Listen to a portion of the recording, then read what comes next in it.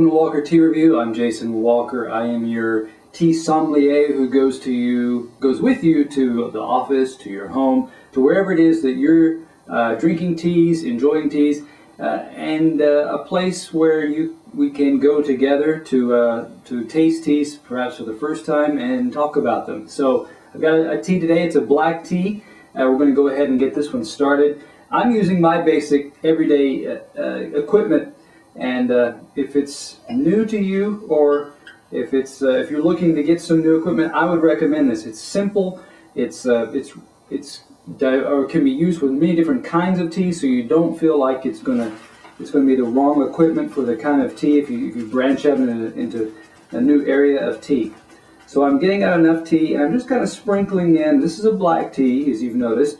I'm sprinkling in enough to cover, say, the bottom inch diameter of my 4-ounce size Gaiwan here, which should be enough tea in my water. I brought it to a boil. It's been cooling now for just a little over a minute, but it's still plenty warm enough. It's going to draw out enough here. And this is, if you've seen before, this is my standard procedure, so that all teas get a relatively fair shake, a even competition playing field, with all of them getting this same or very similar treatment. I vary depending on certain classes or types of tea that need to be adjusted, but even within that class, I try to play by the same rules for them all. So let that tea steep for just a moment, and let me introduce for a moment. This is a Tillerman tea. Tillerman is based in Napa, California. And this is Tillerman's YunnanBlackNeedle. It is it's a black tea from Yunnan province. Sometimes you will hear this classified, or you may, if you order this yourself, you may see on the back, it's called a Dian Hong. Dian being a character, originally a Chinese character, to talk about that area of China that is now Yunnan province. Hong meaning red. In Chinese, in traditional Chinese, black teas are not called blacks, they are called reds. Hence the name Dian Hong. So you've got that. 25 grams for $4.25 is what it's currently, how it is currently being offered. You can also find a 100-gram selection there, and you want to check the price on that. Let's go ahead and talk about this tea and introduce kind of the three areas that I use or talk about all teas in. There's dry leaf, the wet leaf, and the liquor. So first off, let's talk a little bit about this dry leaf.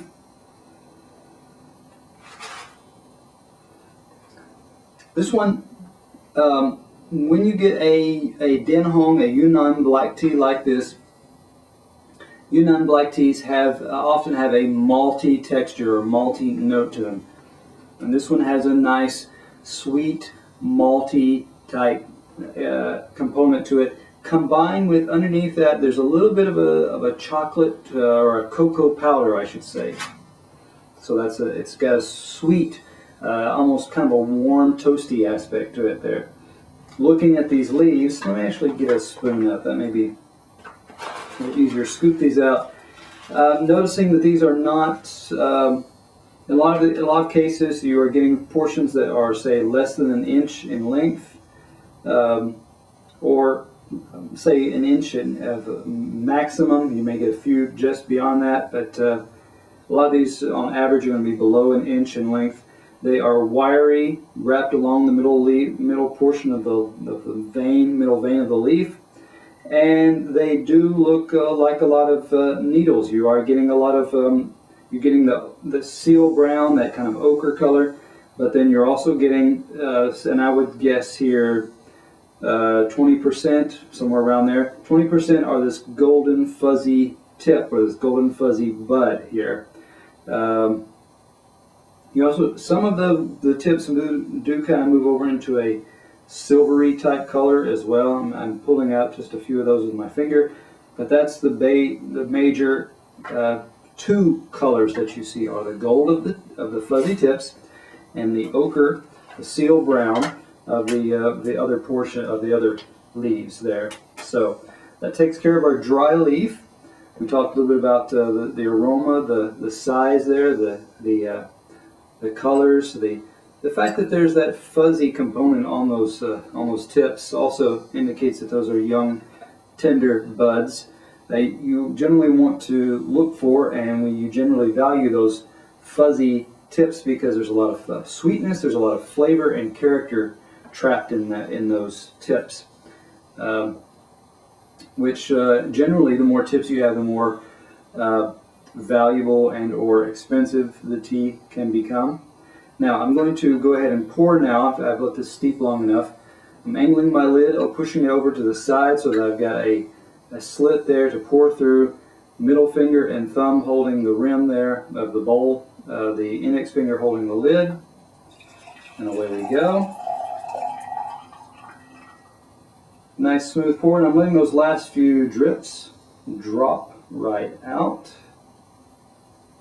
or those drops drip out, either way. But that takes care of our pouring there, and that can be, there's a little bit of skill involved to avoid either scalding your fingers on the bowl or dripping too much as you pour, so that you're splashing and sloshing around outside of your intended vessel there. Let's go ahead and give this a smell.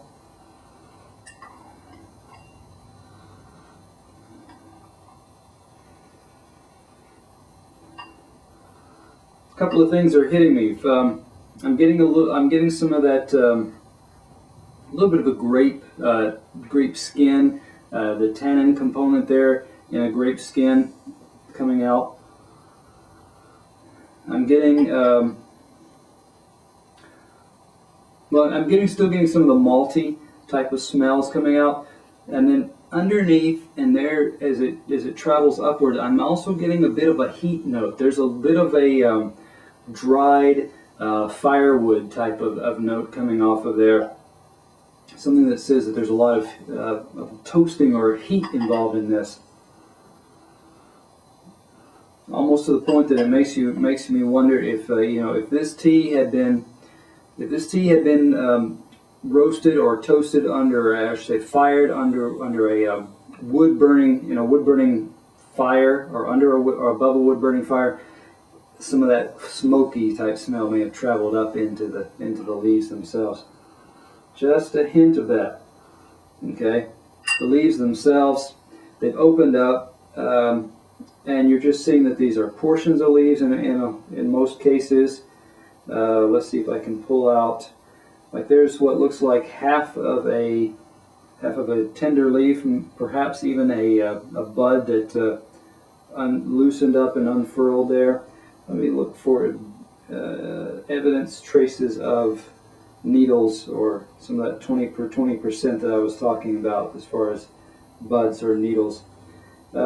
Generally, you can tell also by the color that the color has varied a little bit. I mean, you do get some kind of a darker olive green type colors, olive drab type colors, but then you also get some with the rust red component to them as well. Mostly just tender leaves that I'm pulling out. It's hard for me to detect, still hard for me to really just put my finger right on one of those delicate fuzzy tips that you could see in the dry leaf. Here's one that looks fairly tender. It's a good shape, good size too. This is one of those inch in length. Looks still slightly fuzzy, hairy, even when it's wet. So this should be a fairly good indicator right there. Now, moving on, let's talk about this liquor for a moment. First off, let me give it a swirl around here. Aromas are not as pronounced so far in this liquor, so I'm going to hold off before I really talk any more about that. I do want to note this color. I got a nice, rich, it's a deep red, brownish red, almost bordering on, there's something almost purplish about it in certain angles of light, but it's beyond amber. It's a heavy, darker, scarlety amber type color. good clarity. I mean, I can look down through it. I can see nice consistent color as well. Looking through it, it's not dull. It's got some brightness to it. It's got some luster to it, I should say. Let's give it a try here. Looking through as well, it's got good clarity. And again, still that same luster. It doesn't look dull or flat by any means.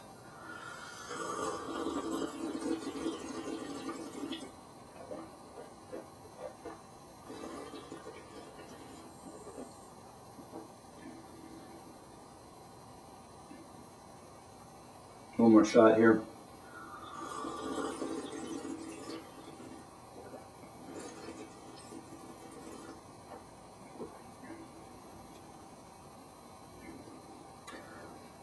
What I'm enjoying about this is in the back, the aftertaste.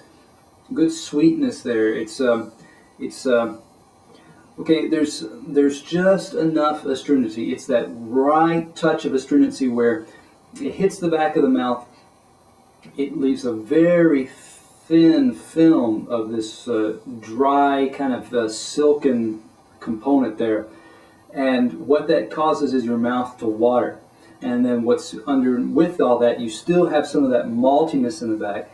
You still have some of that kind of cocoa powder, bitter sweetness going on. So you've got that film that just kind of wipes the slate clean, and then these flavors lay right on top of that film and just cause the mouth to water and just magnify those tastes. And that's the positive quality that I've got going on here with this tea. There's not a lot of I would not say this is a brisk tea. It's not a heavy type of astringency either. It's that right balance that really draws out the strengths of the aroma and flavor components of this tea. The texture or the body are really kind of controlled by that film that I'm talking about that hits in the back. So on the front of the mouth, it just kind of leaves the tongue feeling dry and empty. And so in that sense, it almost numbed my tongue towards detecting any taste or flavor in the front. It really built it more towards the back.